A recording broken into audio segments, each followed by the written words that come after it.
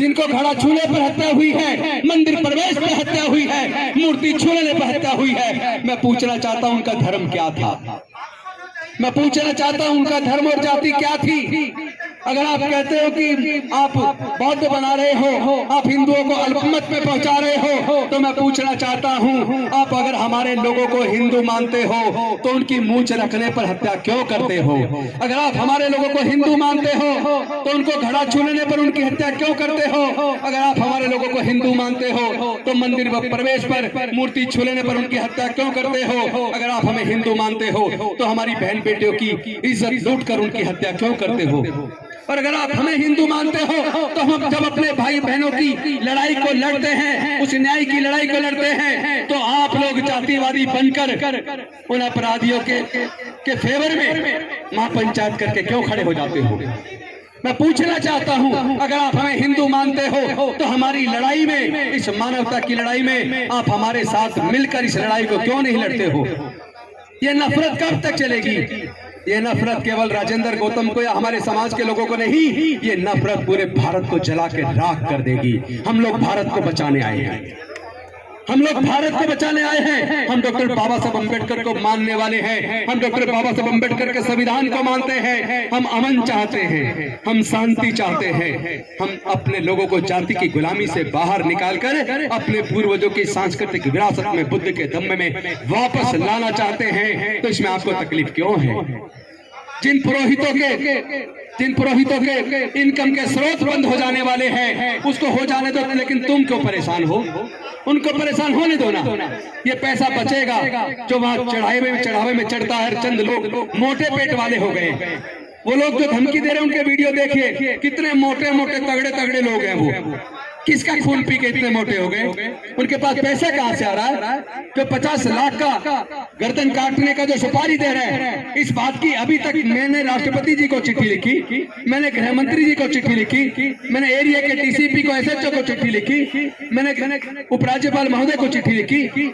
सब जगह चिट्ठी लिखने के बावजूद मैं पूछना चाहता हूं, मैंने उसमें मांग की है कि ऐसे नकली साधुओं के खिलाफ आप मुकदमा दर्ज करके उनके किन आतंकवादी संगठनों से उनके संबंध में इसकी जांच कीजिए। उनके पास ये करोड़ों रुपया कहां से आ रहा है, इसकी जांच कीजिए। लेकिन अभी तक ना तो पुलिस ने कोई मुकदमा दर्ज किया, और अभी 15 ही दिन हुए माननीय सर्वोच्च न्यायालय के जजमेंट को आए हुए, जिस जजमेंट में माननीय सर्वोच्च न्यायालय ने कहा है जो लोग हेट स्पीच देते हैं या धमकी देते हैं, इस तरह के भाषण देते हैं, भड़काऊ भाषण देते हैं, ऐसे लोगों के खिलाफ पुलिस को खुद मुकदमा दर्ज करना होगा। चाहे कोई कंप्लेंट आए ना आए, पुलिस की जिम्मेदारी है वो मुकदमा दर्ज करे। और अगर पुलिस ये मुकदमा दर्ज नहीं करती, जिम्मेदारी नहीं निभाती, तो कोर्ट खुद सुमोटो के खिलाफ एक्शन लेगा, कंटेम्प्ट ऑफ कोर्ट की कार्रवाई करेगा। तो मैं इंतजार कर रहा हूं कि माननीय सर्वोच्च न्यायालय उन पुलिस अधिकारियों के खिलाफ जिन्होंने अभी तक मुकदमा दर्ज नहीं किया, उनके खिलाफ कंटेम्प्ट ऑफ कोर्ट की कार्रवाई कब करेगा? क्या कार्रवाई करते वक्त भी लोगों की जाति और धर्म देखी जाएगी, या उनका भाषण देखा जाएगा, उनके भड़काऊ भाषण देखे जाएंगे? इसका भी परीक्षण होना है कि कोर्ट से हमारे लोगों को न्याय मिलेगा या नहीं मिलेगा। अगर न्याय नहीं मिला तो क्या हमारे लोगों को फिर कोर्ट के ऊपर भरोसा करना चाहिए या नहीं करना चाहिए? इसका भी आकलन हमारे लोगों को करना है। अरे मैं पूछना चाहता हूं, लोगों को तकलीफ क्यों है? अगर हम अपने बुजुर्गों की सांस्कृतिक विरासत में, बुद्ध के धम्म में वापस आ रहे हैं, तो तुम्हें तकलीफ क्यों है? अगर तुम्हारी सामाजिक व्यवस्था बहुत अच्छी होती तो पूरे दुनिया के अंदर तुम्हारी सामाजिक व्यवस्था को लोगों ने क्यों नहीं स्वीकारा? लेकिन बुद्ध का धम्म तो भारत से पैदा हुआ, पूरे दुनिया में गया और पूरे दुनिया ने स्वीकारा। वो अपनी अच्छाई की वजह से फैल रहा है। बुद्ध का धम्म किसी लालच से या प्रेशर से नहीं फैल रहा। बुद्ध का धम्म अपनी अच्छी भावनाओं से फैल रहा है, अपने अच्छे आचरण से फैल रहा है। मानव कल्याणकारी धम्म है जिसके अंदर समता, स्वतंत्रता, बंधुता, न्याय, प्रज्ञा, शील, करुणा और मैत्री है, जिसमें पूरी दुनिया के लिए मानवता और शांति का संदेश है। जो संदेश बुद्ध के धम्म का भारत से पूरे दुनिया में गया और पूरे दुनिया ने स्वीकार किया। दुनिया के अंदर 56 देश बौद्ध धर्म को मानने वाले हैं। 128 देशों में बौद्ध धर्म है। और एक और बात बता दूं, अभी यूएनओ का जो रिपोर्ट आई है, 2050 तक आधे से ज्यादा यूरोप बौद्ध बन जाएगा, आधे से ज्यादा यूरोप बौद्ध बन जाएगा। और ये भी रिपोर्ट आई है कि ऑस्ट्रेलिया और अमेरिका के अंदर पहले के अंदर क्रिश्चियनिटी है, दूसरे नंबर पर बुद्ध को मानने वाले लोग हैं। लेकिन जितनी तेजी से वहां लोग बौद्ध बन रहे हैं, अमेरिका और ऑस्ट्रेलिया के अंदर आने वाले 15 साल के अंदर क्रिश्चियन से ज्यादा बौद्ध हो जाएंगे। तो बौद्ध धर्म किसी लालच से और ताकत से धमका कर नहीं फैलाया जा रहा। बौद्ध धर्म अपनी अच्छी शिक्षाओं के लिए, मानव कल्याणकारी योजनाओं की वजह से, अपने अच्छे आचरण की वजह से फैल रहा है। तो मैं आप सबसे आह्वान करना चाहता हूं साथियों, इस लड़ाई को, ये लड़ाई लंबी लड़ाई है, ये लड़ाई भारत को बचाने की लड़ाई है, ये लड़ाई भारत के संविधान को बचाने की लड़ाई है, ये समता, स्वतंत्रता, बंधुता और न्याय की लड़ाई है।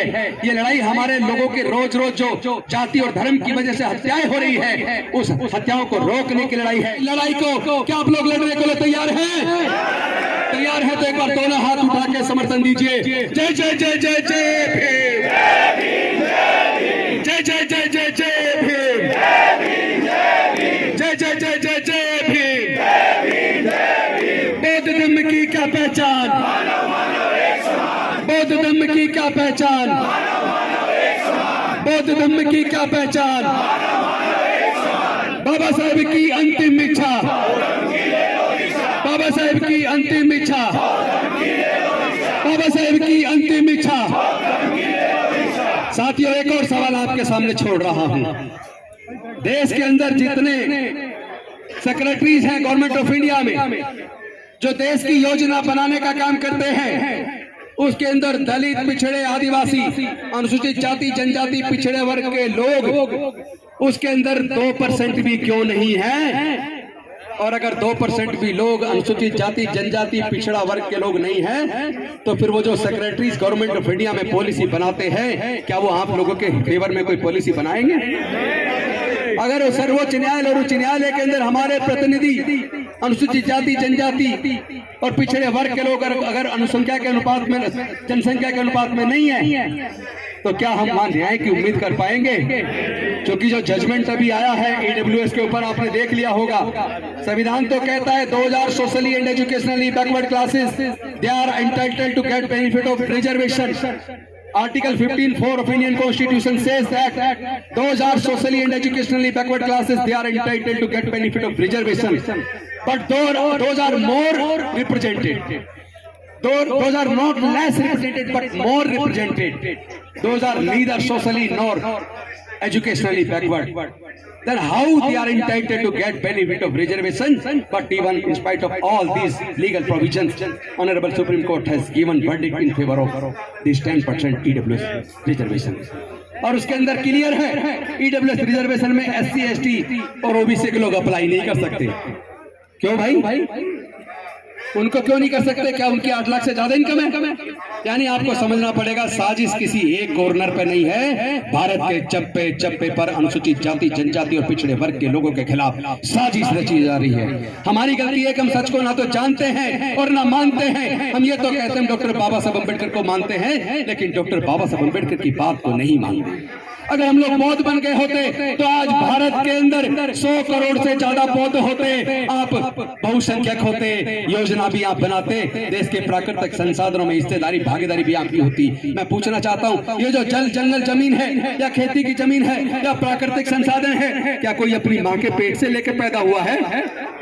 भाई बताइए ना, क्या खेती की जमीन कोई अपनी माँ के पेट से लेकर पैदा हुआ है? क्या देश के प्राकृतिक संसाधन कोई क्या अपनी माँ के पेट से लेकर पैदा हुआ है? अगर माँ की पेट से लेकर पैदा नहीं हुआ तो केवल वही लोग उसके मालिक क्यों है? हमारे लोगों का उसमें हिस्सा कहाँ है? कौन लोग हैं जो हमारे हिस्से को खा रहे हैं, हजारों साल से खा रहे हैं? अब इस लड़ाई को हिस्सेदारी की लड़ाई बनाना पड़ेगा। हमें देश के संसाधनों में, जल में, जंगल में, जमीन में